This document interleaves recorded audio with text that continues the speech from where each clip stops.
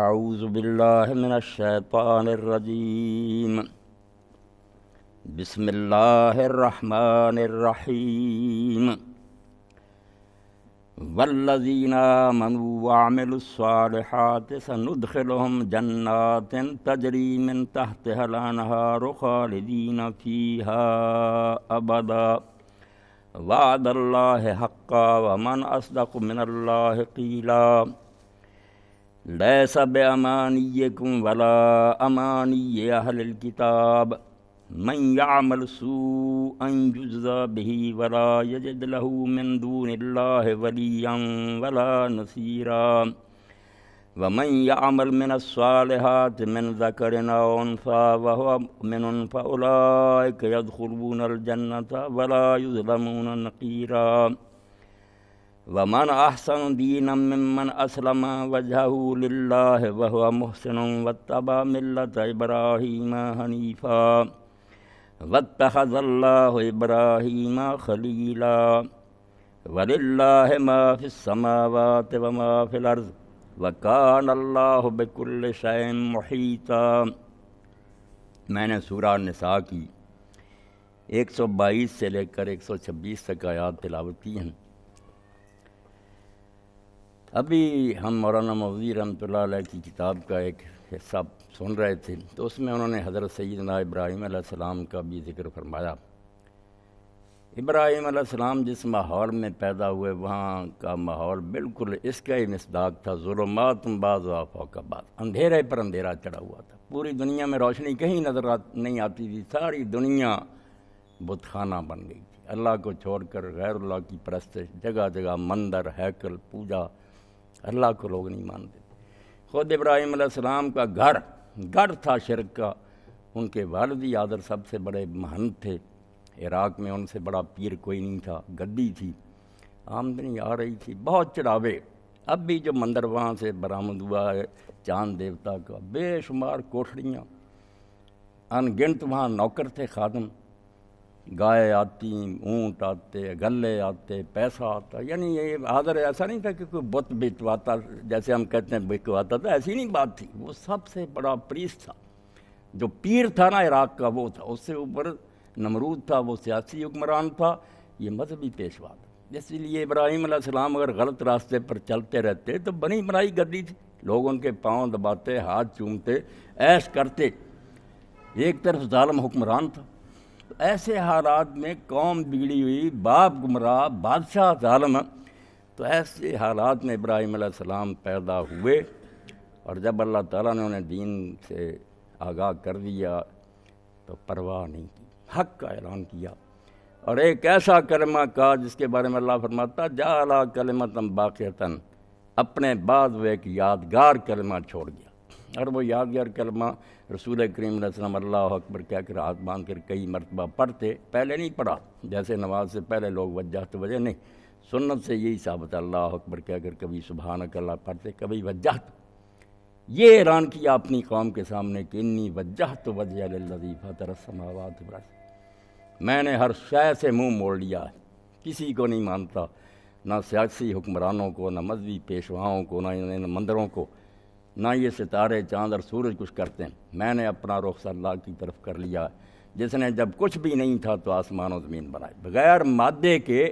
کن کہا اور یہ چیزیں بن گئی، وجہت وجہی للذی فطر السماوات والارض حنیفا، اور یہ بھی نہیں کہ میرا منہ کئی طرف ہے، نہیں، صرف ایک طرف ہے، از یکے گو وز ہما یک سوئے باش، یک دلو یک قبلہ و یک روئے باش۔ اسلام کیا لا الہ الا اللہ، ایک کا نام لے پھر ہر ایک سے منہ موڑ لے، ایک دل ہے، ایک قبلہ ہے، ایک ہی منہ ہے، بس پھر کئی طرف رخ نہیں کرنا۔ اسی لیے ہمیں بھی حکم ہوا کہ نماز کے وقت بھی، قربانی ذبح کرنے کے وقت بھی اللہ کے گھر کی طرف منہ کرو۔ اللہ نے اس کو بیتیہ کہ وہاں نہ کوئی قبر ہے، نہ کسی کا دربار ہے، اللہ نے کہا میرا گھر ہے، اس لیے اللہ کا گھر سمجھ کے ہم رخ کرتے ہیں۔ قصد ہمارا کیا، نہ ہم حجر اسود کو مانتے ہیں، نہ کعبے کو مانتے ہیں، نہ زمزم کو مانتے ہیں، نہ صفا مروہ، ہم تو اللہ کو مانتے ہیں۔ یہ چیزیں اگر ان کو ہم پوجیں کافر ہو جائیں، اس لیے آپ دیکھیں وہاں سب سے بڑا ذکر ہے کہ کعبہ نظر آئے تو اللہ اکبر لا الہ الا اللہ 3 مرتبہ کو، کہ کعبہ کچھ نہیں ہے، اللہ بڑا ہے، اس کے سوا کوئی معبود نہیں. یہ حکم ہے، اس کو ہم اس کی طرف رخ کرتے ہیں، یہ کچھ نہیں دیتا. حجر اسود کے سامنے جاتے ہیں، کوئی ذکر نہیں. جیسے نماز اللہ اکبر سے شروع ہوتی ہے، یہی ہے کہ جب آؤ سامنے رخ کرو اور کہو اللہ اکبر. پتھر کیا؟ یہی بات حضرت عمر رضی اللہ تعالیٰ نے کہی کہ اے حجر اسود، میں جانتا ہوں تو نہ کسی کا کچھ بنا سکتا نہ بگاڑ سکتا، کچھ نہیں ہے تو.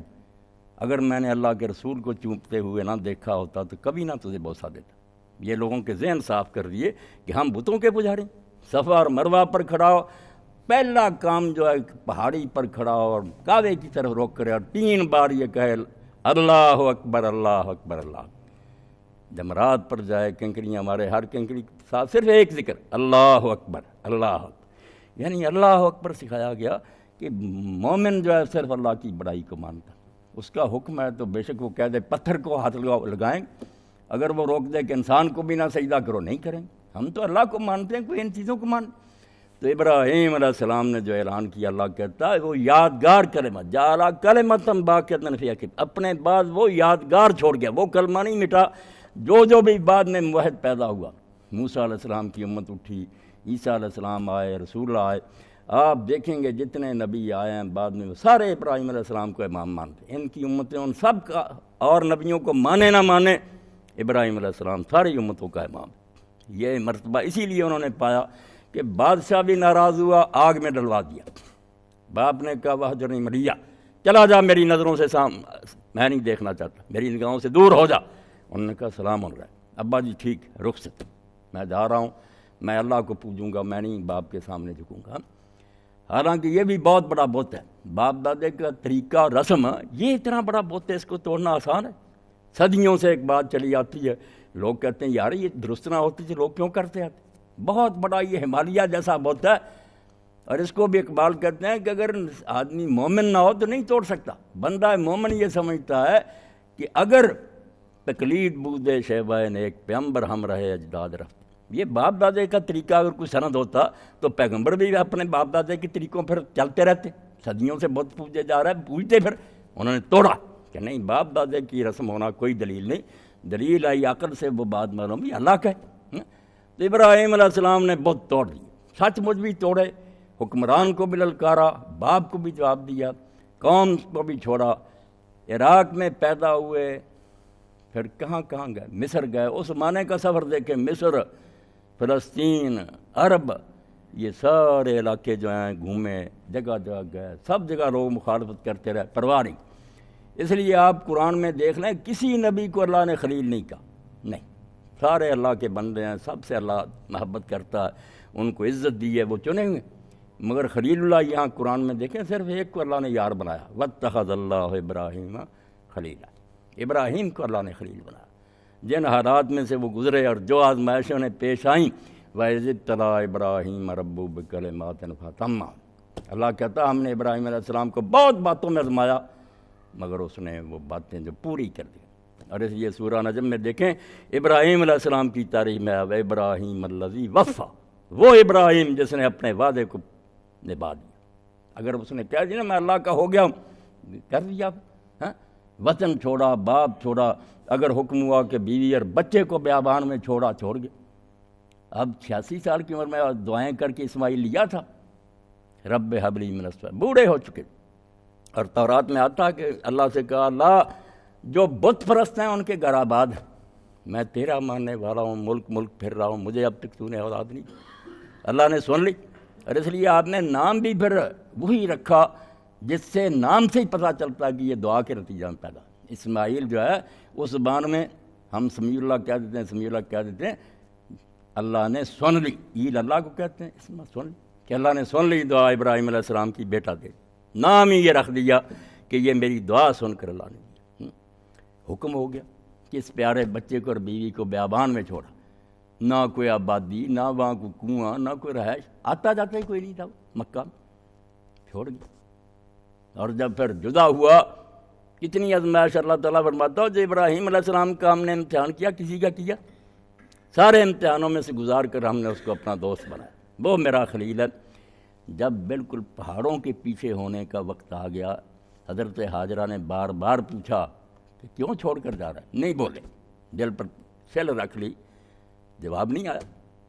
بیٹا جو دعاؤں سے مانگا تھا، بیوی جو عزت ہے آدمی کی جنگل میں چھوڑ کر جا رہا، جب پہاڑ کے پیچھے ہونے لگے تو انہوں نے کہا اللہ کے لیے یہ تو بتا دے کہ اپنی ناراضگی کی وجہ سے چھوڑ کر جا رہا یہ اللہ کا حکم ہے۔ پھر حوصلہ کر کے یہ کہا کہ اللہ کا حکم۔ تو حضرت حاجرہ نے کہا اذا لا یضیعن، اگر یہ بات ہے تو اللہ ہمیں ضائع نہیں کرے گا، وہ خود ہی سنبھال لے گا۔ اور پھر دیکھو کہ جب پانی ختم ہو گیا، کھجوریں ختم ہو گئیں، اماں دوڑی، کبھی صفا پر جاتی، کبھی مروہ پر جاتی، آوازیں دیتی کہ کوئی اللہ کا بندہ آواز سنتا ہے تو میری مدد کرے۔ جب اترتی پھر بھاگ کر بچے کی طرف آتی کہ اس کا کیا حال ہے، وہ تڑپتا دیکھتی، پھر صبر نہ آتا، 7ویں مرتبہ مروہ پر پھر آواز سنی، پھر اپنے آپ کو کہا چپ چپ، اور بعد میں پوچھا اگر کوئی اللہ کا بندہ ہے تو میری مدد کر۔ انہوں نے کہا آ جا، آئیں تو چشمہ جاری تھا۔ اور وہاں پھر حدیث پاک میں آتا جبریل علیہ السلام نے پوچھا کہ تم کون ہو، پتہ سارا تھا اللہ کی طرف سے آیا، کون ہو؟ انہوں نے کہا نا ام ولد ابراہیم، میں ابراہیم کے بیٹے کی ماں ہوں۔ اس نے کہا ابراہیم کے بیٹے کی ماں ہو تو یہاں کیوں چھوڑ گیا، کیا کہتا تھا؟ کہا اللہ کے حوالے کر دیا۔ تو کہا پھر جب اللہ کے حوالے کر گیا تھا تو اللہ نے تمہیں ضائع نہیں کیا، میں اللہ کا فرشتہ ہوں، چشمہ جاری ہو گیا، وہاں آبادی ہوگی۔ تو یہ حج جس کے ایام جاری ہیں، یہ ہر سال جو اللہ تعالیٰ کہتا ہے شاعر اللہ، حج کو آپ دیکھیں ان میں جو چیزیں اللہ نے ان کو شاعر کرا کہ یہ شعریں ہیں، یہ نہ سمجھو یہ پہاڑیاں ہیں، یہ پتھر ہیں، یہ چیزیں نہیں ہیں، یہ کچھ چیزیں یاد دلاتی ہیں، خود یہ کچھ نہیں ہیں، کچھ چیزوں کا پتہ دیتی ہیں، اشارے کرتی ہیں، اس رمز کی طرف انگلی اٹھاتی ہیں کہ اس سے یہ نقطہ سمجھنے کی کوشش کرو کہ پہاڑیوں سے تم نے دیکھا کہ جو آدمی کے بس میں صحیح کوشش، اپنی کوشش کرو، یہ غلط کہتے ہیں کہ ہاتھ پاؤں نہ ہلاؤ، نہیں، حضرت مریم کو بھی کہا تھا کہ تو تنے کو ہلا، حالانکہ تنا سوکھا ہوا تھا، فرمایا کھجوریں پھر میں گراؤں گا، ہلا تو صحیح نا، جو تیرے بس میں وہ کر۔ یہی حضرت حاجرہ نے کیا کہ باغی دوڑیں، بعد میں جو انہونی بات تھی وہ اللہ نے کر دی کہ پانی جاری ہو، یعنی تدبیر و تقدیر کا مسئلہ حل ہو گیا کہ جو انسان کو طاقت رب پہلے دے چکا اس کو تو برتنا، کیوں ناشکری کرتا، ہاتھ پاؤں ملے ہلا، بعد میں اللہ نتیجہ پیدا کر دے۔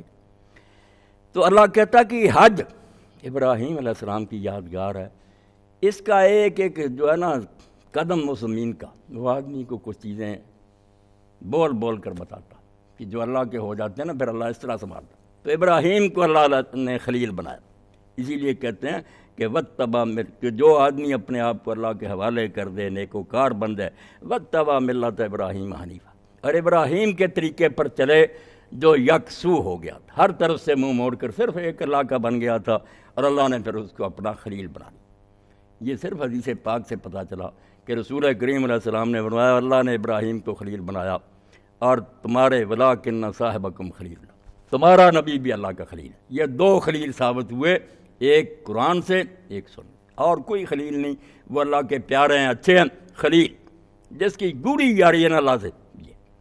اور ہمیں اللہ نے حکم دیا، آپ دیکھتے ہیں کہ طواف کعبہ ختم ہوتا وَاتَّخِذْ مِن مَقَامِ إِبْرَاهِيمَ مُصَلًّى، وہ پتھر موجود ہے جس پر ابراہیم علیہ السلام کھڑے ہوئے، اور اس پر اللہ تعالیٰ نے یادگار کے طور پر ان کے پاؤں کے نقش رکھ دیے، فرمایا ابراہیم کے کھڑے ہونے کی جگہ کے پاس جا کر نماز بھی پڑھو، اور مصلی کا معنی دعا بھی ہے، دعا کرو۔ دعا کیا کہ جو ابراہیم کو ملا تھا حصہ مانگو، کہ وہ اس خلت سے، اس یاری سے تھوڑا سا قطرہ ہمیں بھی نصیب کر، وہ تو اعلیٰ درجے کے خلیل تھے نا، مگر حصہ دے۔ اور اسی لیے رسول کریم علیہ السلام کے لیے بھی ہمیں ہدایت ہوئی کہ حضور کے لیے وہ مانگو جو ابراہیم کے لیے میں نے کیا۔ ہم کیوں درود میں حوالہ دیتے ہیں؟ اور اس دعا کے نتیجہ میں حضور خلیل اللہ بنے، اللہ کا خلیل امتحانوں سے بنا۔ امت نے جب دعائیں مانگی کہ کما صلی اللہ تعالیٰ ابراہیم، اے اللہ وہ رحمت کر حضور پر جو ابراہیم پر کی تھی، اللہ نے حضور کو بھی خلیل بنا دیا۔ اور رسول کریم علیہ السلام کی طرف سے اللہ نے کہا اب حضور پر احسان تو ہو گیا امت کا، امت نے دعائیں مانگی حضور کو، نہیں، پھر حضور اگر بدلہ دیتے تو وہ آپ کے طرف سے ہوتا، اللہ نے ذمہ داری لے لی کہ رسول نہیں تمہیں اس کا معاوضہ دے گا، تم حضور کے لیے یہ مانگو، آگے بدلہ میں دوں گا کہ جو من صلی علیہ واحدتاً صلی اللہ علیہ وسلم، تم میرے نبی کے لیے یہ رحمت کی دعا 1 مرتبہ کرو گے، میں 10 مرتبہ، یعنی خود اللہ کھڑا ہو گیا حضور کی جگہ کہ میں اس تمہاری نیکی کا بدلہ آپ دوں گا۔ حضور کا بھی احسان نہیں ہوگا نہ کسی اور کا، تم حضور کے حق میں دعا کرو، تمہاری اس نیکی کا افزانہ میں دوں گا۔ اب مقام ابراہیم جو دیکھیں ٹھیک ہے وہ پتھر بھی ہے، مقام ابراہیم ہے، مگر مقام ابراہیم ایک مان